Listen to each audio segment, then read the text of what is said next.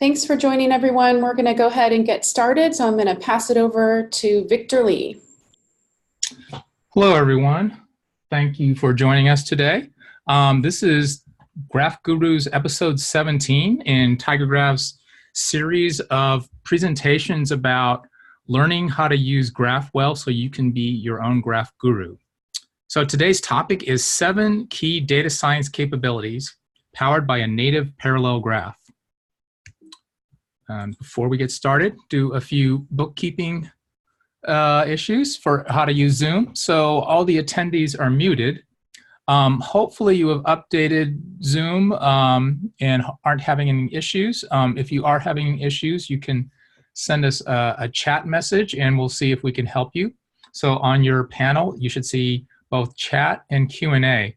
So if you have questions related to the topic that you would like to ask at the end to our presenters, please use the Q&A box and then we'll try to handle all of those at the end.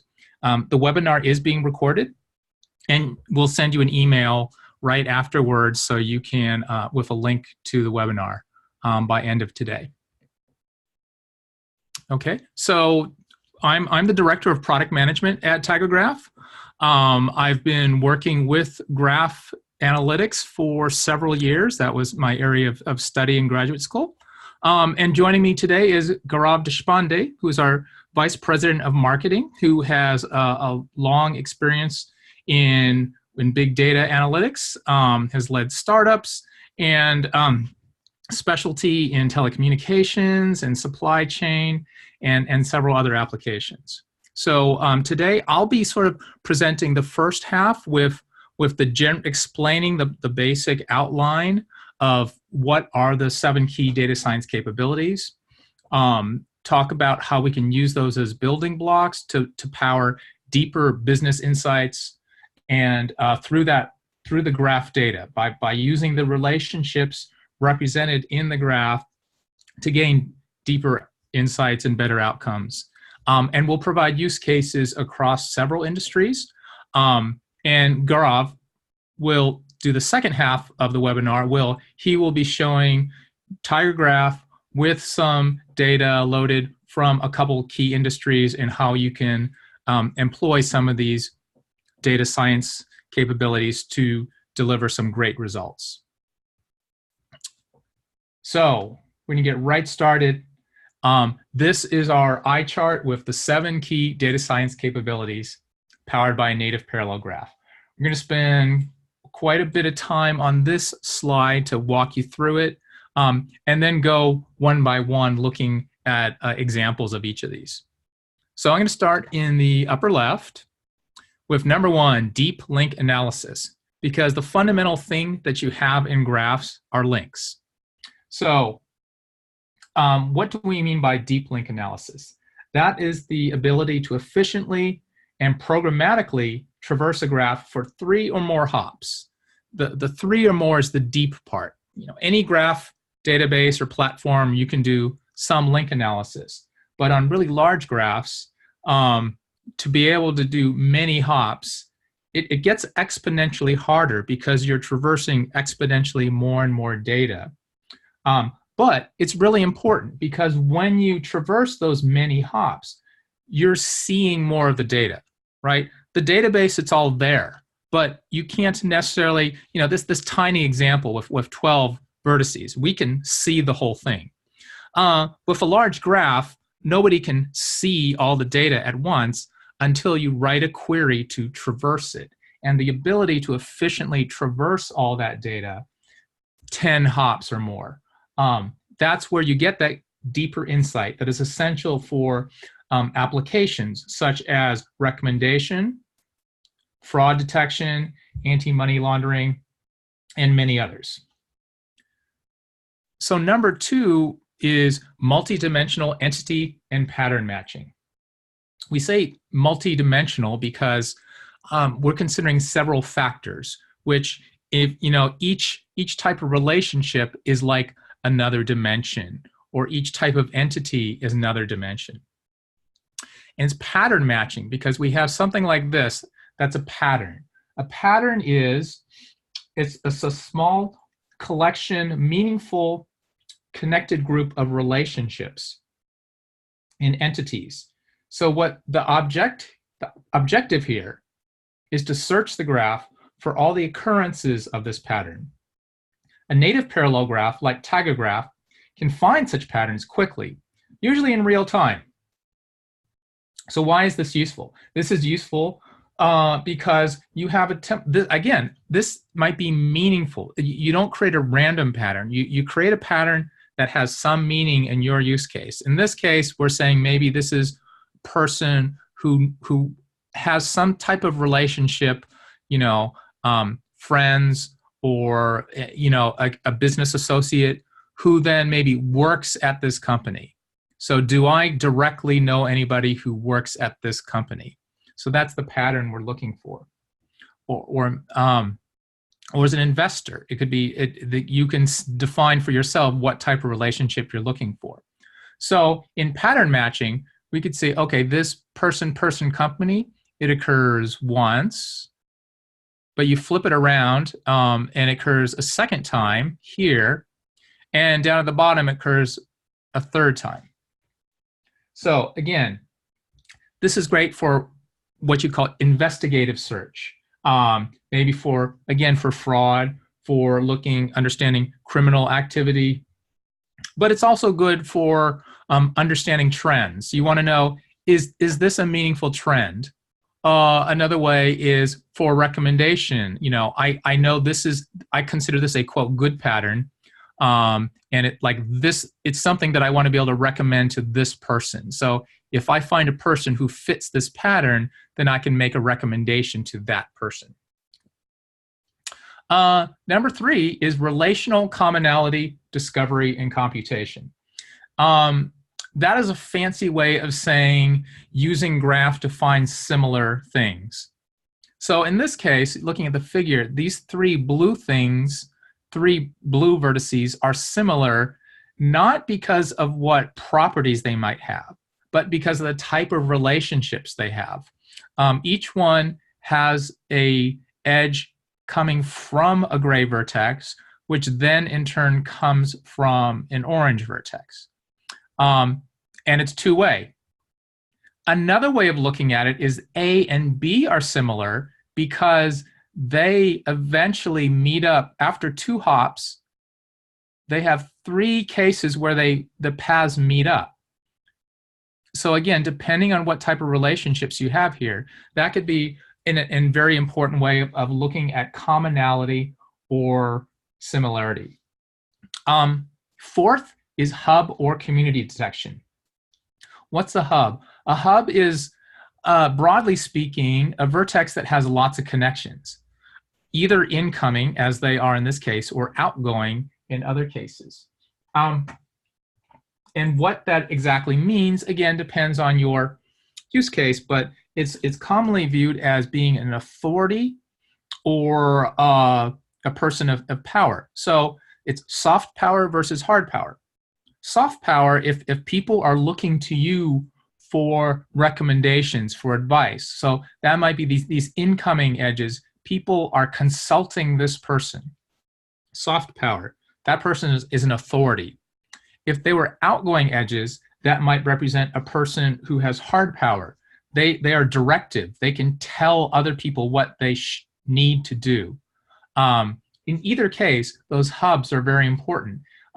You could, of course, find these in other types of databases, but it's the most efficient and most natural to find them in a graph database, because in the graph, these connections are a first-order entity, and it's the most efficient way to see and find these hubs. Another type of thing you can do is community detection. A community is any group of entities that are, relatively speaking, strongly connected to each other. There are various different definitions of specifying exactly what we mean by relatively strongly connected. We have a graph algorithm library that has several different community detection algorithms that can help you with that.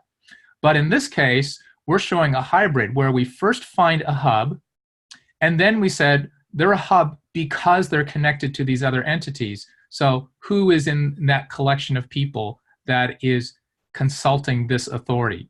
That becomes your community. So each of these is sort of 4 independent capabilities. And then we have 3 more down here, which are more, let's say, foundational, because they cut across these 4 different applications or data science capabilities. One is geospatial data. Do you have geolocation in your data, giving a latitude and longitude? You can do a whole range of things with that, such as pattern matching, entity, customer 360 to give localized recommendations, etc., or localized grouping. Number 6 on our list, the second of these foundational capabilities, is temporal or time series graph analysis. That's where time is an important variable. So on one hand, you could just filter your searches by saying, find all the things within this time. Or you could do where time sequence is an important thing. You're trying to see not only do I try to find a path, but I try to find a path that's moving forward in time. So that's an additional constraint on what you're doing. So this can be great for understanding market behavior, understanding individual behavior, understanding, what is the path over time to leading to good results, leading to bad results in historical data, and use that maybe in machine learning to make predictive analytics, which leads us to number 7, machine learning. AI and machine learning are obviously one of the most valuable things that big data is able to deliver. And Graph in particular is really good at a particular aspect of AI, which we call explainable AI. A lot of the new algorithms do a great job at predicting behavior or understanding data, interpreting it, but they can't tell you why they did it. The algorithms are so obscure, they even a so-called expert can't really tell you why it made that recommendation, why it found those features meaningful. Graph is different because when you're using Graph, you have all the relationships explicitly shown. And if you build your model based on the graph, you will be directly told, we selected this because of these relationships, because that's a meaningful feature. So a new technique that Graph makes possible is graph-based feature extraction. And the features are then used to train your machine learning model. So again, and then it goes back to these patterns. Maybe this pattern is a feature that you're looking for, or maybe this relational commonality is a feature you're looking for, or being a hub is a feature. We have an example where we have one customer who extracted 118 features from the graph and used that to power their machine learning model. So these are the 7 capabilities. I'm going to try to give you a 2 or 3 minute look at each of them, and then let Gaurav show you a live demonstration. So the first is Deeplink Analysis. So remember, that was number 1. So in this case, we have a user here on the left. And this data set you see has to do with accounts and payments.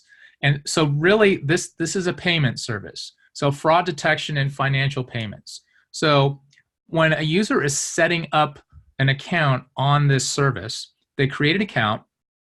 They also need to provide a phone number.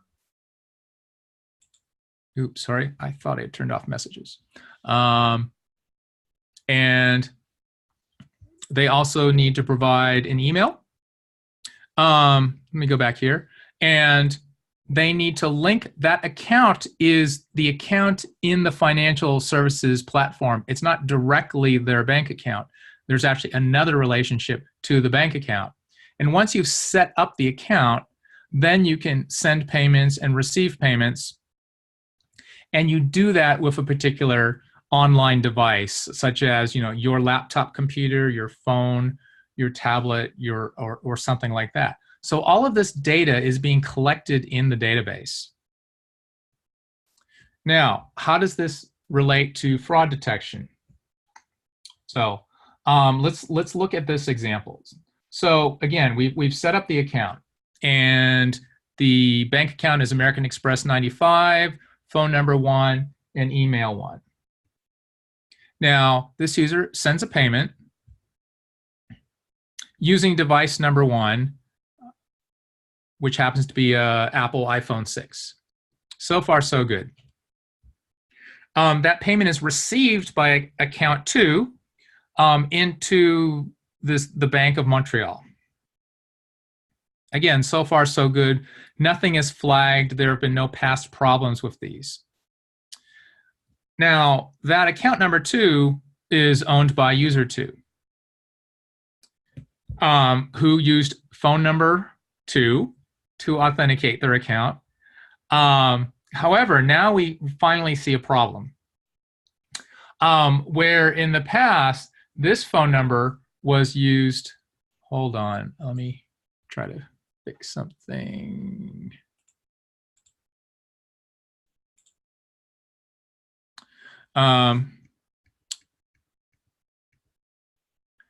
Where now we've gone through this series of connections and we start to see some things that had been red flagged with prior fraud.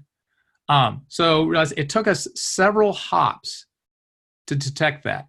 If we had only looked at what the current behavior was and only went as far as what this user was doing with account 2, we wouldn't have seen anything. But if we look to see what user 2 has done previously in their history, and in this case it was a 6-hop path, then we find a prior fraudulent payment. And again, searching for these patterns increases the scoring system that these financial service platforms can use to decide whether a current transaction is risky or not. So I'm going to turn over to number 2, capability number 2, multidimensional entity and pattern matching. So again, this was our pattern, and then we found these 3 examples of it. Fairly straightforward. So I'm going to move on to number 3. So relational commonality discovery and computation. So we have 2 different merchants. We want to understand, so again, let's say I'm selling products, or maybe I'm a consumer, maybe I'm the shopper, or maybe I'm a financial service provider. There could be lots of reasons why I'm interested in seeing if there's some relationship between 2 merchants. So each of them is processing payments. And then where are those payments coming from? It turns out that there's a high degree of overlap in the customers. So it means a lot of people are shopping both with merchant 1 and with merchant 2. So such information is really useful for cross-selling across the merchants. They can do targeted promotions. So the 2 merchants don't have to cooperate with one another necessarily, or there could be, there's room here for a third party who could provide data to these companies to identify this commonality, or like the credit card processing system would have access to this data, or and they could make suggestions to open up new avenues of business for the credit card processor. They could make cross-selling recommendations, suggest targeted marketing promotions, etc. And the customers themselves could benefit, because maybe they would not realize what they could do from knowing that the system is seeing the commonality, and it can alert them to opportunities available from merchant 1 or merchant 2, or even some collaborative marketing.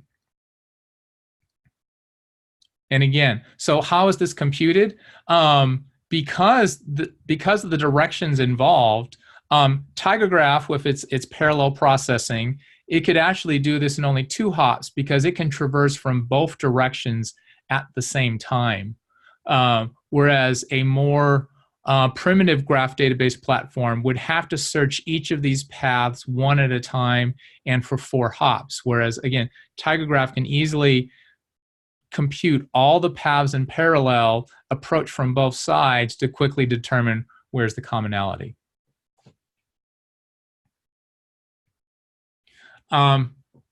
Here is another example of that application of relational commonality in the pharmaceutical or healthcare sector. So I know this one's pretty busy. So let's take a look here. So we have 2 persons, see, these are doctors, and these are claims submitted by the doctors, or they provided service. It's actually the patients that submit the claims, but because they received service from these doctors. And so this is a way of seeing, are there a lot of patients who are receiving similar services or related services, we should say, related services from 2 different practitioners. So here we have the reason for the claim was angioplasty, or what service was provided is angioplasty, coronary angioplasty, and here peripheral vascular angioplasty. All some sort of angioplasty, which of course is because Helen Sue is a specialist in interventional cardiology. Over here we have Douglas Thomas, who is a general practitioner. So he has more general services or symptoms, reasons why the patient is seeking help. Shortness of breath, shortness of breath, shortness of breath. So even if, now the relationship between these 2 might be directly known if there was a direct referral, but this is a way where the system can see if there was sort of what you might call an implied referral, where the patient maybe just looked at Douglas Thomas says you need to see a cardiology specialist, and maybe he left it up to the patient to select one. So what we're seeing is there is a pattern of people going from Douglas Thomas to Helen Sue. And so this sort of information is very useful to the healthcare providers, the insurance companies, to understand whether their patients are actually making good choices for, does the service need to do a better job of making referrals? Which of these cardiologists is actually doing the best job? Is there a better referral that Douglas Thomas could be making? How are they geographically situated? Is this person too far away? Is there a person who is closer who could do just as good a job for these patients? So there's a lot of things, but understanding first that the implicit referral was actually occurring in the first place is what you need to know. So moving on to our 4th capability, which is hub detection or community detection. So in this case, what we're trying, this is what we call unsupervised learning, where you're looking for, there's not a particular known pattern you're looking for, in the sense of not like this type of pattern matching where I provide a specific pattern that I want. In this case, you're looking for a structural tendency where it tells you what is the commonality. Like it tells you what is the community, it tells you who is the hub, who is the biggest authority, etc. So in this case, let's say we've now used the techniques we previously described to construct a referral network. So again, in this example, we didn't have this direct link initially, but because we see of this commonality pattern, then we can add to the graph this new edge, this referral edge. So now let's say we've constructed this graph which has lots of referral edges. Some of them may have been known as original input data, and some of them may have been inferred using the technique we just showed. You could run an algorithm like PageRank. PageRank is designed to find these influence hubs. You know, a lot of people think it's just used for a web page ranking, but you know, the web page ranking is based on a concept. Which pages should be recommended? It's the ones that other pages link to the most often as being authoritative. And then who of those recommenders is most important? Well, actually, it's recursive. If you are a authoritative page and you point to another a page, then that sort of influences, it increases the authority of that destination page. Same thing here. If you were an influential doctor and you referred by this person, that makes this person a more influential referrer. And then you can see what is the community, not just who is influential, but who do they influence. So that's a cool technique. And if you were to look at the full graph, you would see lots of hubs and lots of communities. And in this case, for this type of medical service recommendation, you'd expect to see groupings by geography. You'd also expect to see groupings by membership in the same health insurance group. But if you see things that aren't explained by that, then you might want to investigate further. Why is there a community here when it doesn't line up with geography or doesn't line up with being in the same health insurance program? Is one of these persons so good that patients need to go to that person whether or not it's covered by in-group coverage or not? Or is there a personal relationship between referrer and referee where maybe they're making inappropriate referrals as a form of fraud? So this, again, combining these techniques can be a great way to learn a lot of things about your data. Going to move on to the three foundational techniques. The first one is geospatial. So we're using the graph to construct something we call the Geogrid, and this is sort of a neat technique.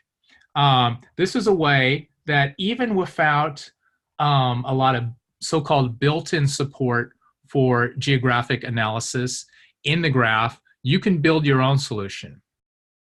TigerGraph is going to be rolling out some built-in capabilities, but this is an earlier application that we did years ago, but it's still made possible by graphs in general and the scalability of native parallel graph more specifically. So in this case, what you do is you have a lot of things that are located at a particular place, like a healthcare facility, a city. A city spans some region, so it has a zip code. It may have multiple zip codes. So a city has one or more zip codes. Particular healthcare facilities, pharmacies are all at a place. Patients are also at a place. So this represents not a specific place. This is, imagine if you took a latitude and longitude. So each of those is a number. And then you have to decide what sort of precision you want to go to. So let's, you may know that latitude and longitude are subdivided into minutes and seconds. Let's just say they're subdivided into hundredths to make it more straightforward. So down to 2 decimal places of latitude and longitude. So that might locate something, down to a couple miles. So everything within a couple miles, this geogrid point is the center of that point. So we create a grid. So we have a whole bunch, just determining whether you want to cover the entire Earth or you want to just cover the United States, or you just want to cover sort of your local metropolitan area. You decide how big a geogrid you want to make. So there's one grid point for each of those center locations, and then, you know, connections to neighboring grid points. So now then there's going to be a zip code that's closest to a particular geogrid. Each patient is going to be located at a certain geogrid, and each healthcare facility. I should have just said this is like a map with, you can see like the map of a city map is divided with A, B, C, D on one side and 1, 2, 3 on the other side. So geogrid is like saying A3 or B5. That I should have a picture for that. That would make it a lot easier to explain.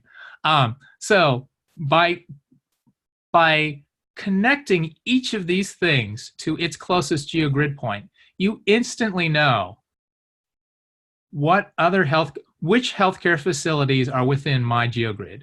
But you can also, with only one hop, find who are the healthcare facilities in the neighboring geogrids, and so on. And so this is a great analytical technique to very quickly filter information down to how close it is. So this is an actual application that's based on this geospatial analysis. So you have this data point, and then you have all these other surrounding healthcare facilities in this case.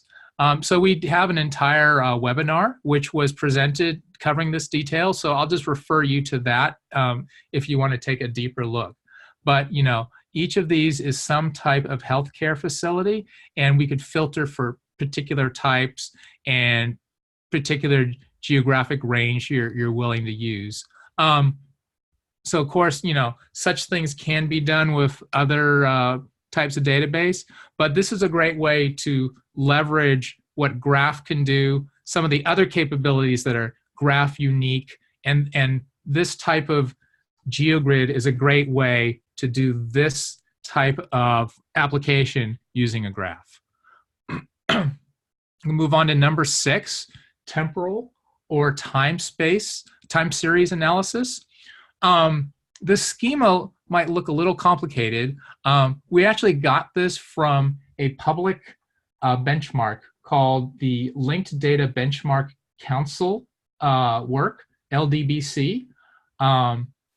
You can follow this link to get more. When we send out the slides, you'll be able to click on this link to see more about LDBC.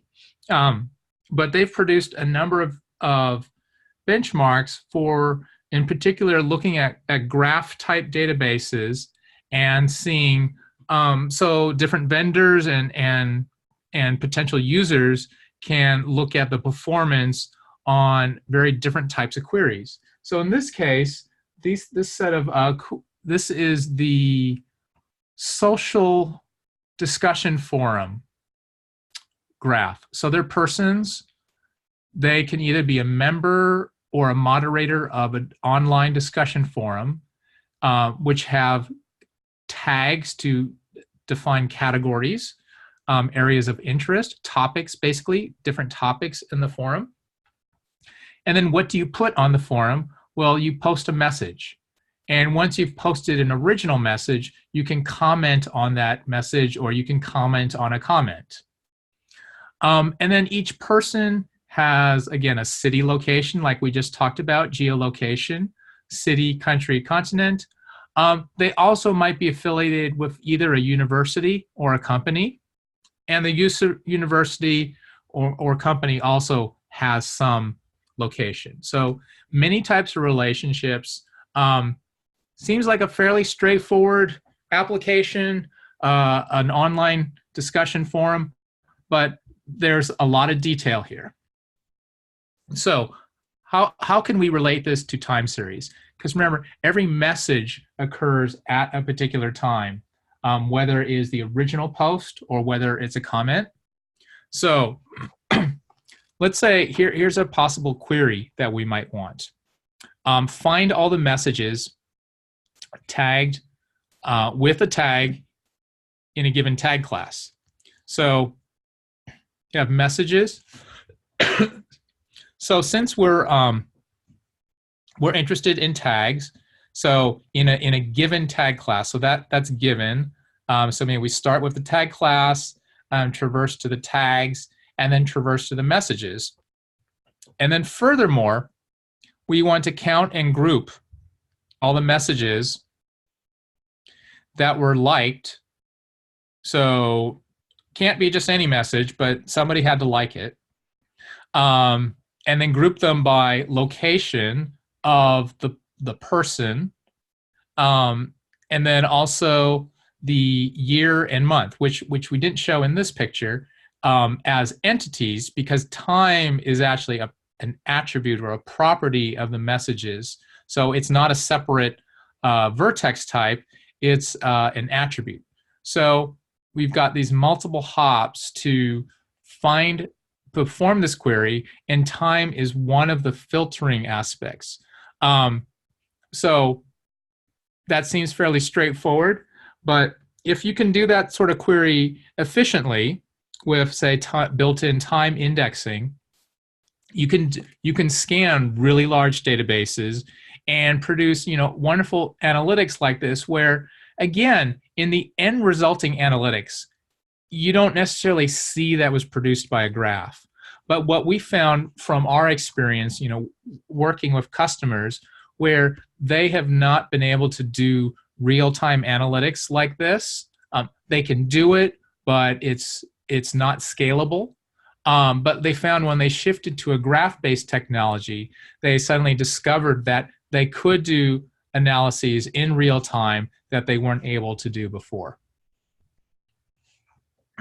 And lastly, I think we're going to look at an example of feature extraction to power machine learning and explainable AI.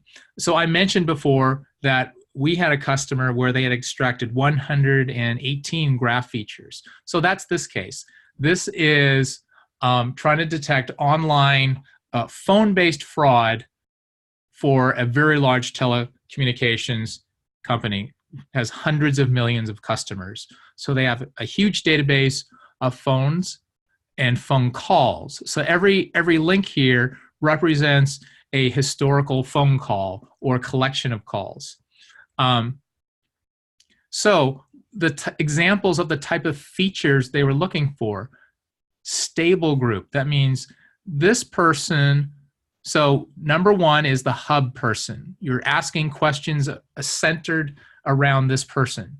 Who do they call? And they call and the other person calls. If you look at a span of time, there's a pattern of there's a group of people that where they're within that period of time, there were predictably phone calls. So again, this is where the temporal slicing is important, as well as being able to scalably record all of this information.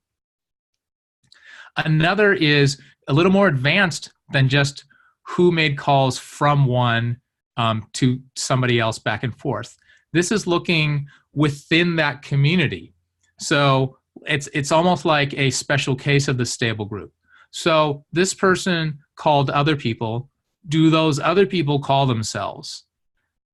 So these are cases where we define these other phones, 2, 3, 4, 5, 6, 7, 8, etc.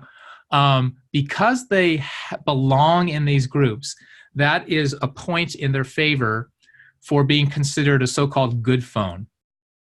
And here is a third case where we have a multi-hop link back to the original person.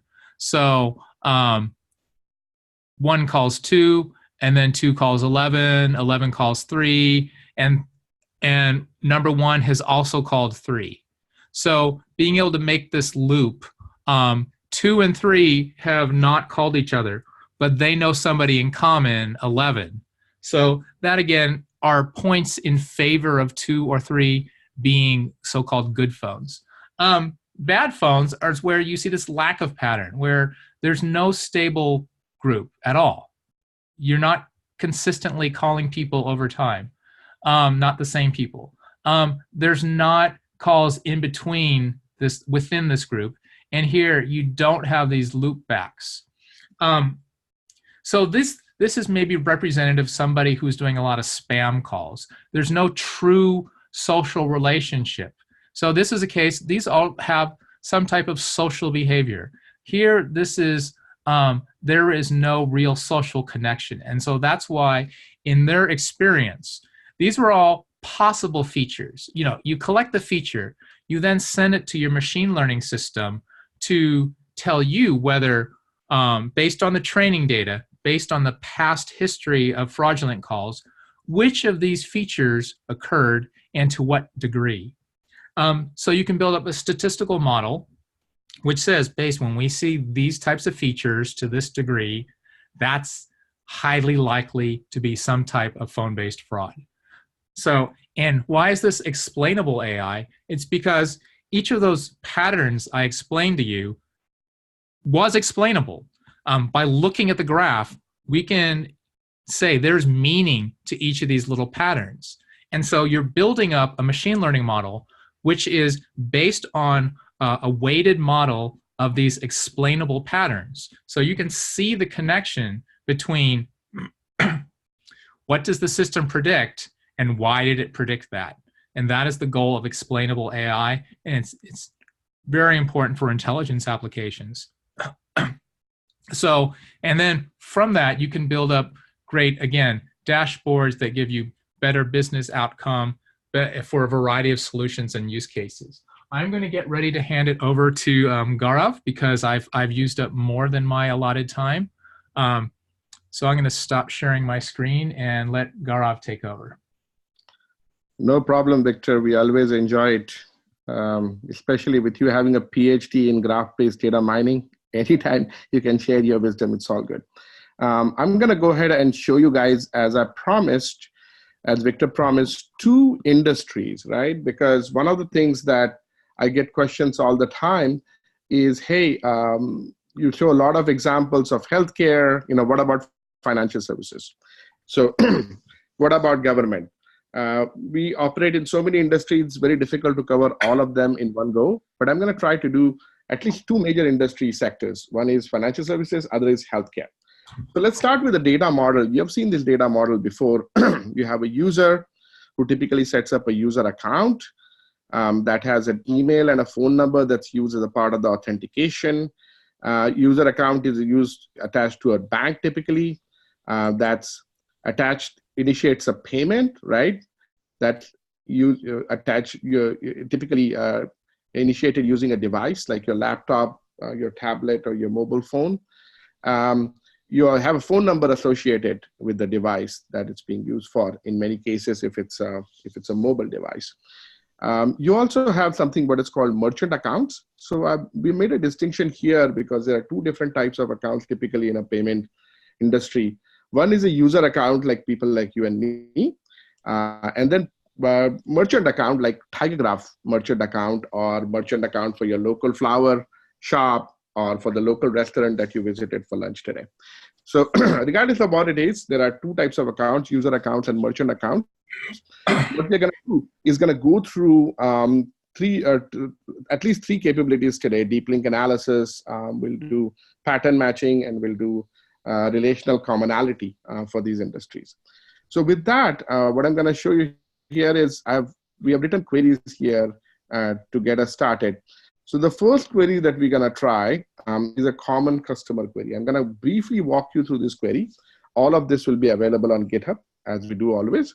What it's taking in as an input is two merchants, right? Getting two merchants in.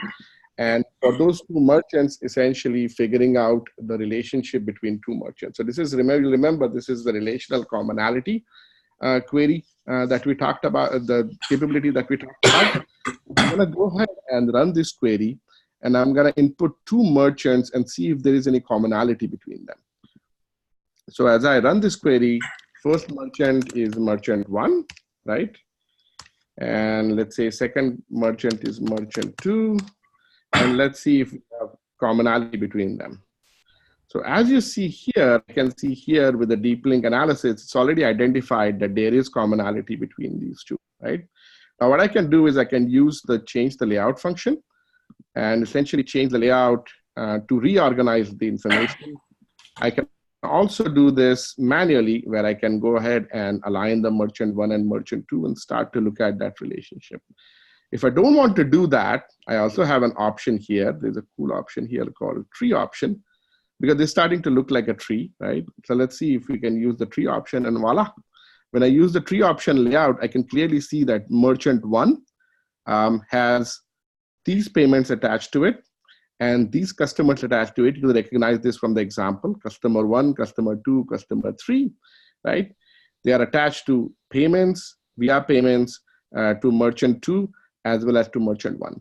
So with a single click of a button, you've done a 4-hop query, and you can do it for any size data set that you have. You can do 6-hop queries if you like, but this is an example of a 4-hop query that's very useful, so that you can start to do the next. What you can do with the GSQL script is to add up these payments. You can add up these payments, you can add up these payments, and then understand, even do time series on that to say which payments were in March, which payments were in April, which were in July, August, and then maybe do a monthly view of the payments and do a time series analysis to understand if the strength of the relationship between merchant 1 and merchant 2 is going up or going down over a period of time. So in addition to the relational commonality, you can easily add time series analysis to this using GSQL, additional few lines of code. I want to show you how easy and simple it is in terms of the code that we have written for this one, right? It's a very simple query, takes in 2 merchants as the input. What we are doing first step is we are starting the graph traversal starting from first merchant to find all of the associated payments, and we are using the accumulator here, or accum called visited, to set that true, so you will remember where we visited. You'll remember that accumulators is a unique feature of TigerGraph. It's not available with other graph databases. It's very useful, because what we are doing here is essentially starting with merchant 1, going through the reverse edge for receive payment, going to the payment, and then essentially setting that local flag on that, local variable on that accumulator called visited, and set that to true, so we remember where we have been, right? Second step, for these payments now, what you're doing is finding all the linked customers. So literally what it's doing is what you see here, going from the merchant to the payment, payment to the customer. That's what we are writing the code for. So from customer, for the customer, we are going from the payment, going to the user account or customer, and then setting that flag to true, so we remember where we have been, right? Next thing, what we are doing, this obviously TigerGraph does in parallel. We have written the code in a simple manner so you can understand it here. Step 3, or rather step 1A, is that the parallel execution starts with this particular step where merchant 2, you do the same thing. You start from the merchant 2, you go to all of the payments that are attached to merchant 2. And from there, then finally you find the common customers, because as you come up from the bottom, from merchant 2, anytime where the visited flag is true, that those are the common customers. And then you simply print out the payments, print out the customers, print out the merchants, and you have the code ready, the answer ready for this. So it's a very simple piece of code that can allow you to do relational commonality. You don't have to always rely on this. I'll show you in healthcare how you do it using GraphStudio. So you don't have to write a piece of code to find a relational commonality. When we switch over to healthcare, I'll show you how to do that using the GraphStudio inbuilt functionality. So now we looked at that. Let's go ahead and look at a pattern. You'll remember this particular example, and I'm just going to review the example for 2 minutes before I come back to this. You will remember this particular fraudulent pattern right here, where you see that we had from account to a payment, and from payment we went to the account that received it. From there we went to the user that was attached to that account. From the user we looked at the phone number that was used to authenticate that particular user. From the phone number we're going to go to the device, and if you don't find any fraudulent behavior there, you could even go one step further to the payment, right? So let's go ahead and see how we can, this is a pattern, right? Where you're starting from either from the account or from the payment, then you're going to the account which is receiving the payment, going to the user that's receiving the payment, going to the phone number that was used to authenticate the user, and then going to the device as well as the follow-on payment.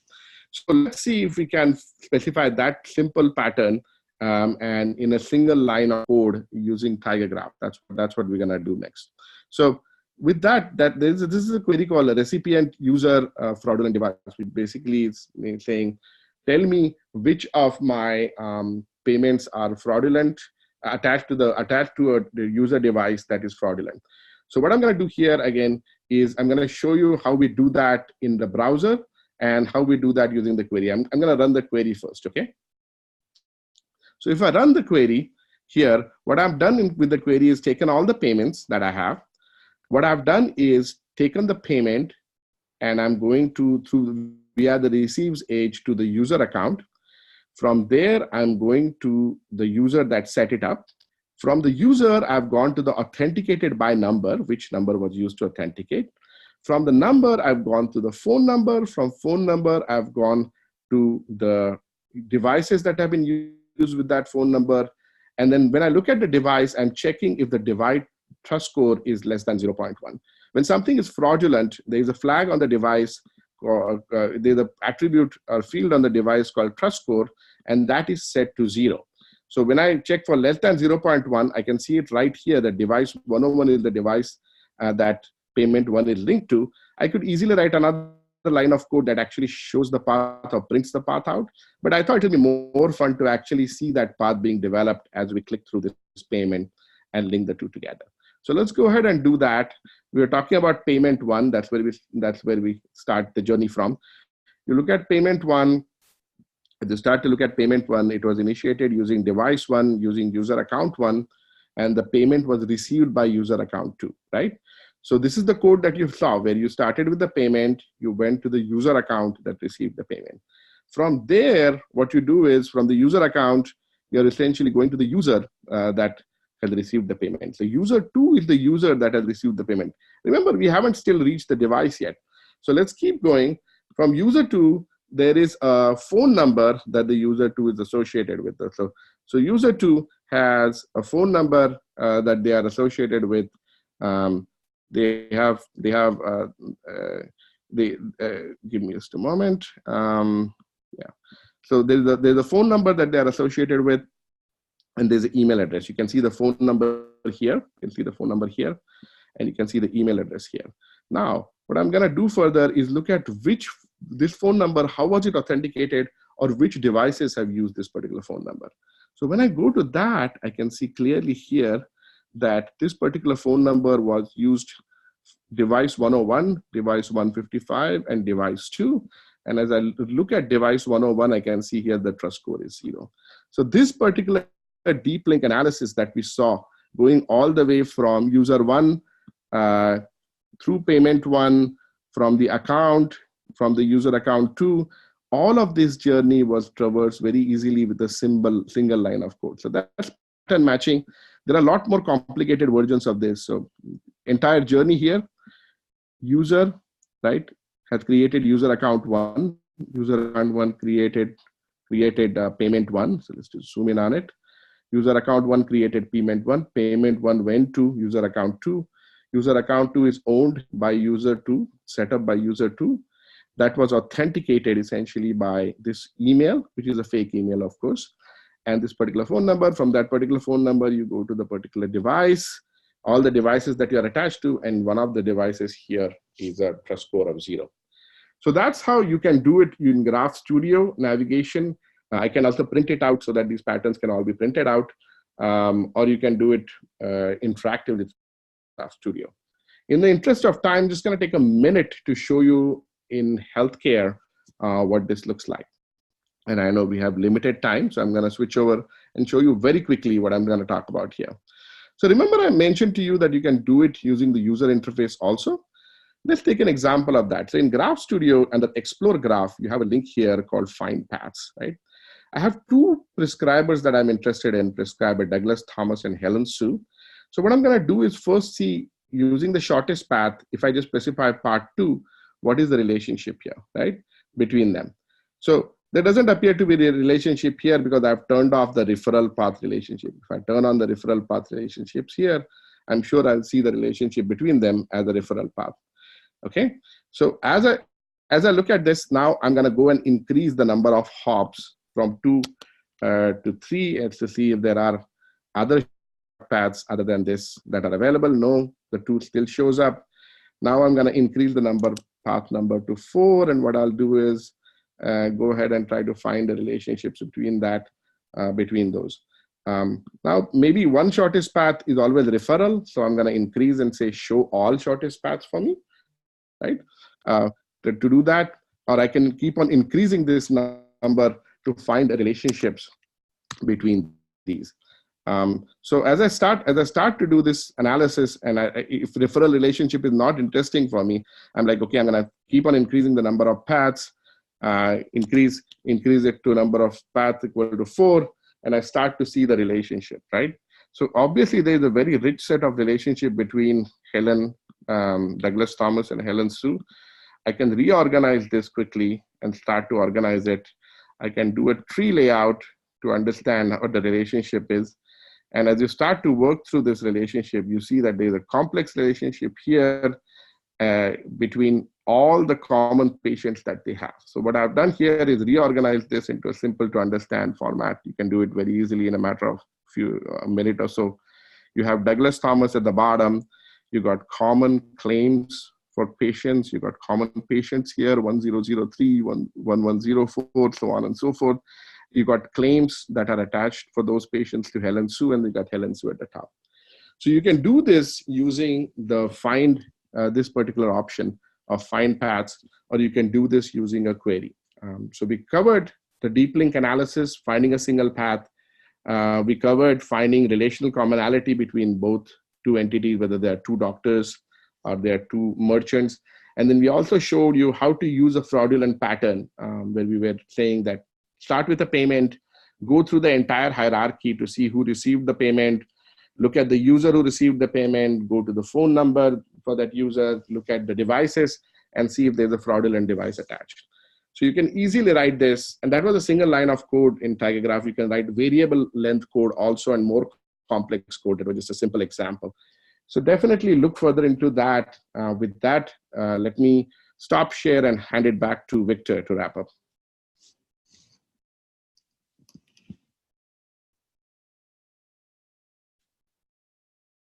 Victor? Yes, I'm trying to find my control panel, and which is my right slide. Okay, so Yeah.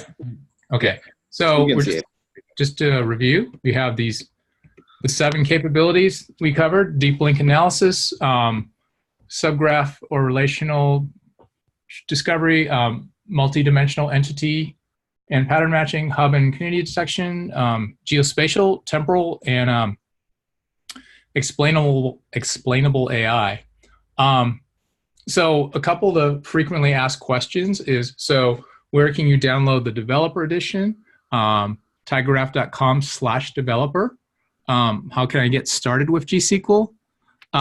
So one question that users might have is, are the demos that Gaurav showed, are they available? We always make those particular demos available with each webinar, but I think some users might be wondering, are those available to the general public through our test drive or through our downloads? Did you base them off of what is already available, or was that a special example we built up? Yeah, actually, the financial services is a special example, Victor. So I will post it on GitHub.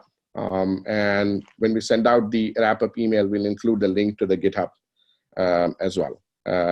If you go to github.com, if you want to pull up our repository of information on GitHub, the TigerGraph ecosystem, right under there, every Graph Gurus episode is posted. So these datasets have been shared previously, but I'll just include the links for those. We'll just include the links for those as we send out the wrap-up email. The financial services is a new dataset, so we will upload it on GitHub and make it available by tomorrow. Great, thanks, Gaurav. And of course, as we mentioned, you can use these different data science capabilities individually or in combination. And once you start to use them in combination, then you get some really rich insight into your data and can really deliver a lot of value. So we have not seen any questions come in on our Q&A. We're going to sign off in a few minutes if we don't see any questions, but we want to thank you for joining us. So this is number 17 in our Graph Guru series for those of you who registered. Again, later today, we'll be sending you a link to download the slides and download the a video recording. We are recording this, and also the the content of the demonstrations. You can find all of our different Graph Gurus, all our previous ones, by going to our website or on YouTube. Excellent. I also wanted to mention briefly that all of these capabilities that you saw are covered in depth with Graph Gurus episodes. So when you go to the Graph Gurus webinar, you'll find Deeplink Analysis, you will see one for pattern matching, you'll see all of that. So there is a list here also in this deck right here, where you have linked to each of the Graph Gurus episodes that cover these in detail. So be sure to visit those. And the best is sign up for the office hours that we have every Thursday. Just come on by and ask us questions. We're happy to address those for you. Thank you. Thank you very much for joining us.